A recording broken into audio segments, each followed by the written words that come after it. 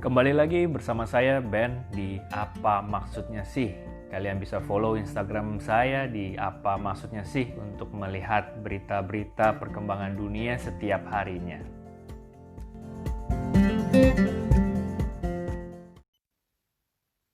Hai, kembali lagi di podcast AMS bersama saya Ben. Hari ini hari Jumat, bulan Juli tanggal 11 2020. Langsung aja kita masuk ke topik pembicaraan AMS, yaitu tentang akhir zaman.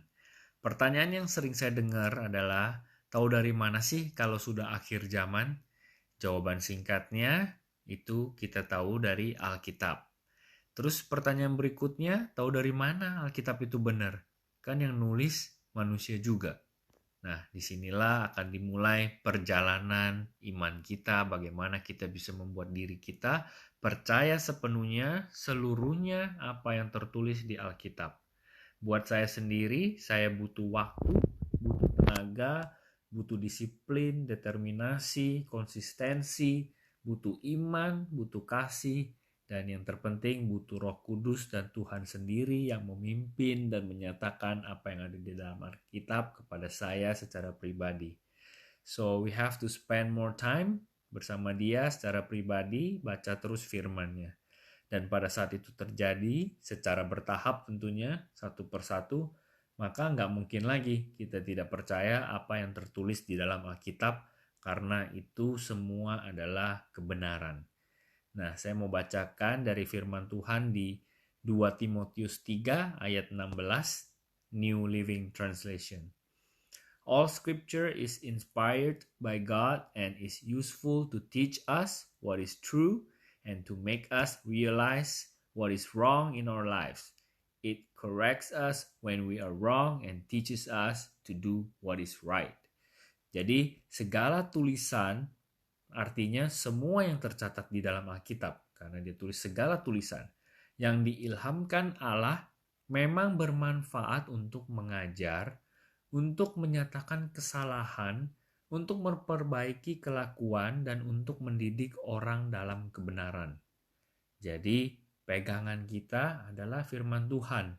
Ya, sebelumnya saya sudah pernah bilang itu seperti sauh, seperti jangkar yang kita pegang. Untuk supaya kita tidak terombang-ambing, tentunya harus ada yang bisa kita pegang, yang kokoh.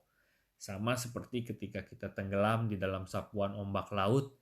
Dan kalau kita sedang terseret, terombang-ambing, kita perlu mencari sesuatu yang kuat untuk menjadi pegangan.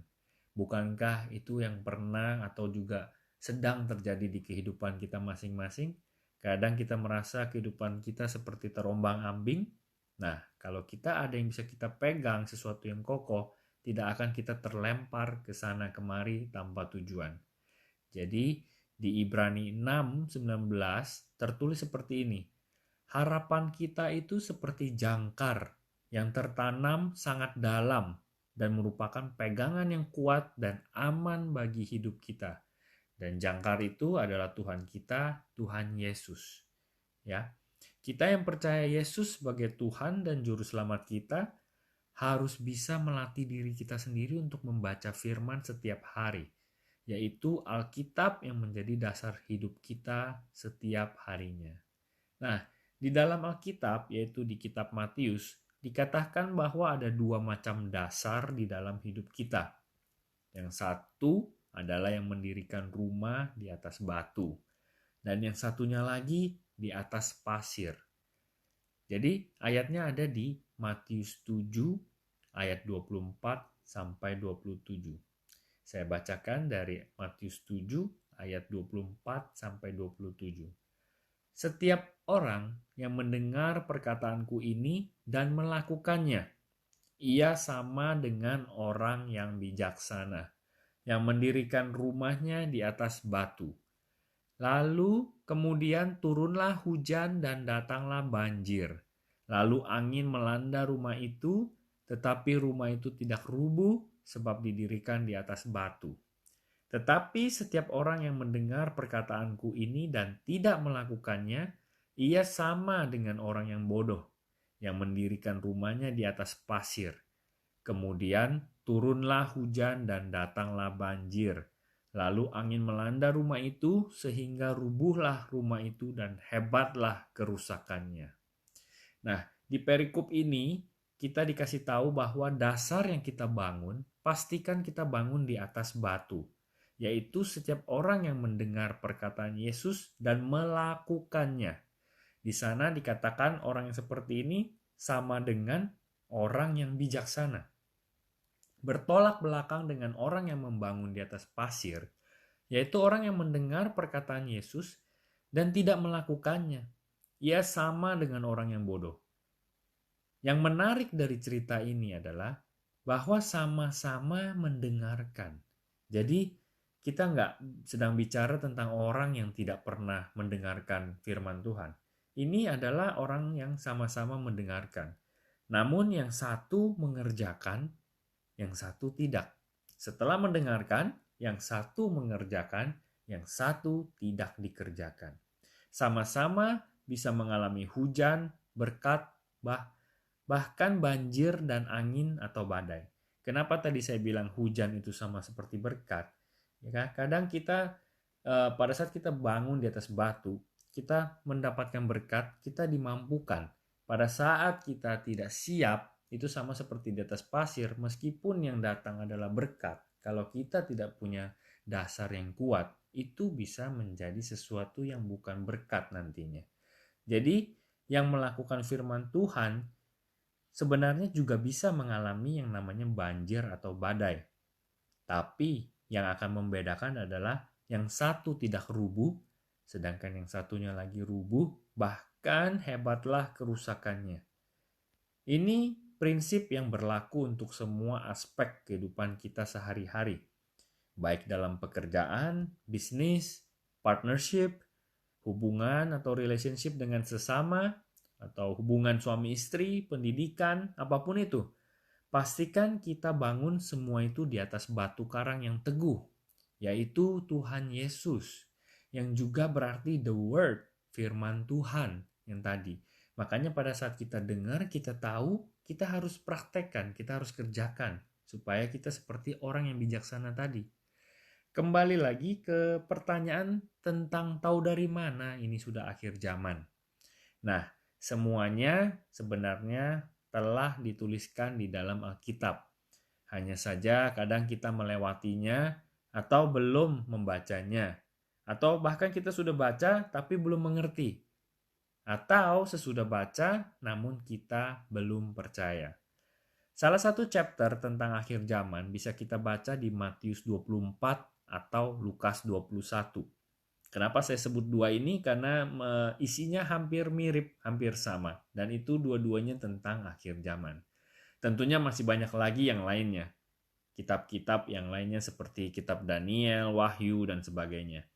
Dan yang di Matius atau Lukas itu diucapkan langsung oleh Yesus Kristus kepada murid-muridnya pada saat itu. Salah satunya adalah berbunyi seperti ini. Di Lukas 21 ayat 10 sampai 11. Kemudian Yesus berkata kepada mereka, kepada murid-muridnya, bangsa akan bangkit melawan bangsa, dan kerajaan akan bangkit melawan kerajaan. Dan akan terjadi gempa bumi yang dahsyat, di berbagai tempat akan ada penyakit sampar dan kelaparan. Dan akan terjadi juga hal-hal yang mengejutkan dan tanda-tanda yang dahsyat dari langit. Bukankah ini semua yang sedang terjadi sekarang-sekarang ini? Coba kita lihat sekitar kita. Look around us. Lalu di ayat yang 28 ditulis seperti ini. Apabila semuanya itu mulai terjadi, bangkitlah dan angkatlah mukamu, sebab penyelamatanmu sudah dekat. Jadi saya mengerti ada pemikiran yang seperti ini. Kadang pada saat saya belum percaya pun saya sempat punya pemikiran yang seperti ini. Dari dulu juga udah dibilang akhir zaman. Atau enggak, dari dulu juga sebenarnya sudah ada perang. Buktinya ada perang dunia 1, perang dunia 2, ya ada zaman Nazi, Hitler dan sebagainya. Kelaparan juga selalu ada dari dulu. Dulu juga ada banyak gempa bumi. Tetapi yang perlu kita perhatikan di sini adalah di ayat 28 tadi ditulis secara spesifik. Kalau semuanya itu mulai terjadi. Ada kata semuanya. Artinya semuanya ini terjadi at the same time. Dan kita bisa lihat itu semua di saat-saat sekarang ini. Ya, bisa kita lihat apa yang sedang terjadi di sekitar kita. Bahkan yang bukan orang percaya pun bisa merasakan kalau ini zamannya something is wrong. Mereka bisa tahu kok kayaknya hari-hari ini susah sekali ya. Kita orang percaya yang seharusnya tahu akan menjadi ironis kalau malah tidak tahu apa yang sedang terjadi karena simply kita nggak berjaga-jaga dan siap sedia atau bahkan kita nggak percaya. Ya, nggak percaya apa? Nggak percaya ini akhir zaman atau kita tidak percaya Tuhan Yesus akan kembali lagi untuk kedua kalinya. Dan waktunya sudah dekat sekali. Saya tahu bagaimana seorang pendosa berpikir. Ya, bagaimana seorang pendosa bertanya atau bahkan meragukan dan mungkin juga menganiaya orang-orang yang percaya. Karena saya dulunya juga seperti itu. Ya, because I used to be like that. Seorang pencemooh. Nah, pada saat saya membaca firman di Petrus, di 2 Petrus 3 ayat 3 sampai 4. Isinya seperti ini. Yang terutama harus kamu ketahui ialah bahwa pada hari-hari zaman akhir akan tampil pengejek-pengejek dengan ejekan-ejekannya, yaitu orang-orang yang hidup menuruti hawa nafsunya. Kata mereka, di manakah janji tentang kedatangannya itu? Nah, itu tadi ada di 2 Petrus 3 ayat 3 sampai 4. Jadi akan muncul pengejek-pengejek itu, pencemooh itu. Apa yang dicemooh? Yaitu mana janjinya Tuhan mau datang lagi? Nggak ada tuh. Ya. By the way, saya mau ajak kita kembali lagi ke Lukas 21 ayat 10 sampai 11 tadi. Ditulis seperti ini. Bangsa akan bangkit melawan bangsa. Nah, kata bangsa ini di bahasa aslinya itu adalah ethnos, yang berarti kata dasar dari etnis. Jadi itu etnis melawan etnis. Kok kayaknya hari-hari ini sudah kelihatan banget. Semua yang sedang terjadi ini adalah etnis melawan etnis. Kita bisa lihat di Korea, ya, Korea Utara dengan Korea Selatan, atau di China dengan Taiwan, dengan Hong Kong, dengan semua demonstrasi yang sedang terjadi, itu adalah etnis yang sama. Atau kita bisa lihat isu-isu rasisme yang sedang digodok di Amerika. Kayaknya panas banget sekarang. Itu tentang etnis. Lalu berikutnya adalah kerajaan melawan kerajaan. Gempa bumi dahsyat di berbagai tempat. Penyakit sampar berbagai tempat. Ya. COVID-19. Lalu kelaparan. Tanda-tanda dahsyat dari langit. Tanda dahsyat dari langit seperti apa? Bisa kita lihat di berita, banyak sekali sekarang diberitakan ada comet, falling star, apa segala macam yang sedang terjadi. Ada blood moon, dan itu semua sedang terjadi sekarang ini. Ya, terkadang kita terlalu sibuk membahas kejadian itu sendiri secara mikro. Ya, kita terlalu fokus pada siapa yang salah, siapa yang benar, harusnya bagaimana, dan pada akhirnya kita menuju ke sebuah perdebatan yang sia-sia. Tetapi kita lupa untuk melihat secara keseluruhan bahwa ini semua yang sedang terjadi sesuai dengan apa yang dicatat di dalam Alkitab. Salah satunya ditulis penyakit sampar di berbagai tempat. Pestilences bahasa Inggrisnya. Dan bentuknya jamak. Jadi COVID-19 ini tidak akan menjadi satu-satunya. Nanti akan ada beberapa lagi penyakit yang lainnya. Hari ini bulan Juli 2020. Kalau saya tarik balik ke bulan Januari dan saya katakan hari ini akan terjadi seperti ini. Saya bilang di bulan Januari misalkan contoh di mana penyakit yang sama akan melanda satu dunia. Orang-orang semua harus stay at home. Rumah ibadat akan ditutup. Terus kalian semua nggak bisa keluar negeri atau traveling itu sudah nggak bisa. Saya rasa di bulan Januari kalau saya ngomong seperti itu, kebanyakan orang akan bilang, lu gila Ben, ada-ada aja ngomong kayak gitu. But that is what happening right now. Jadi Berdasarkan apa yang ditulis di Alkitab, things will not get better until Tuhan Yesus kembali lagi untuk kedua kalinya. Dan semua ini sebenarnya saya bagikan tujuannya bukan untuk menakut-nakuti. Ya, firman Tuhan itu bukan untuk menakut-nakuti, tetapi untuk mempersiapkan. Ya, so don't be scared, but be prepared. Saya juga tahu rasa takut itu seperti apa, tetapi karena saya juga tahu lawannya ketakutan adalah iman, dan iman itu artinya kita percaya sepenuhnya kepada Tuhan Yesus.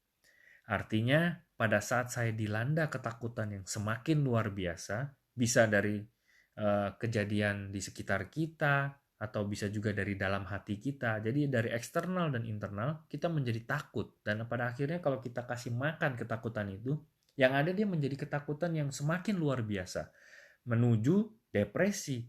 Ya, kalau depresi nggak dihandle dengan baik, itu ujung-ujungnya juga menjadi maut. Jadi langkah yang saya ambil adalah pertama-tama saya mengucap syukur untuk semuanya atas hidup yang Dia sudah berikan. Itu harus, mau nggak mau, saya harus istilahnya tanda kutip memaksa diri saya untuk bagaimana bisa melihat hal yang sudah terjadi di hidup saya dan harus saya syukuri karena itu sebuah kasih karunia dari Tuhan. Ya, jadi selalu kita mulai dengan ucapan rasa syukur. Dan sesudah itu, sudah seharusnya kita mendekat sama Tuhan. Dengan cara apa? Kita berdoa, kita baca firman-Nya, baca Alkitab, memuji Dia, worship, praise, dan juga cari komunitas yang tepat. Ya, cari teman-teman yang bisa memberikan energi yang positif instead of yang negatif. Cari teman-teman yang bisa jujur tentang keadaan kita, bisa kita terbuka, merasa aman, bisa saling mendukung, saling menguatkan, ya, terutama menguatkan iman kita. Kita orang percaya adalah orang-orang yang seharusnya paling excited, yang memiliki sukacita, damai sejahtera yang dunia nggak punya. Dunia nggak bisa berikan rasa sukacita dan damai sejahtera itu, karena itu cuma bisa didapatkan dari Tuhan Yesus. Nah, sekarang tugas kita adalah bagaimana orang lain juga bisa merasakan dan memiliki sukacita dan damai sejahtera yang kita punya, yang dunia nggak bisa kasih. Ya, tadi saya udah bilang, cuma Tuhan Yesus yang bisa kasih itu semua. So, it's time to witness to others. Bersaksi atas pekerjaan baik Tuhan di dalam hidup kita kepada yang lain.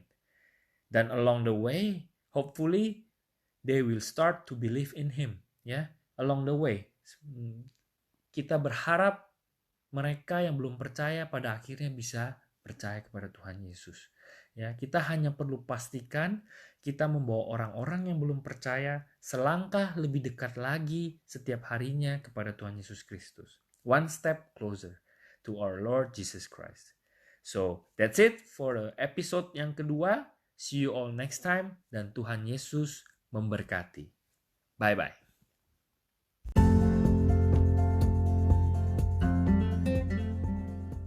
Oke, thank you sudah mendengarkan podcast dari Apa Maksudnya Sih, sudah mendengarkan berita-berita, update, dan beberapa sharing dari podcast ini.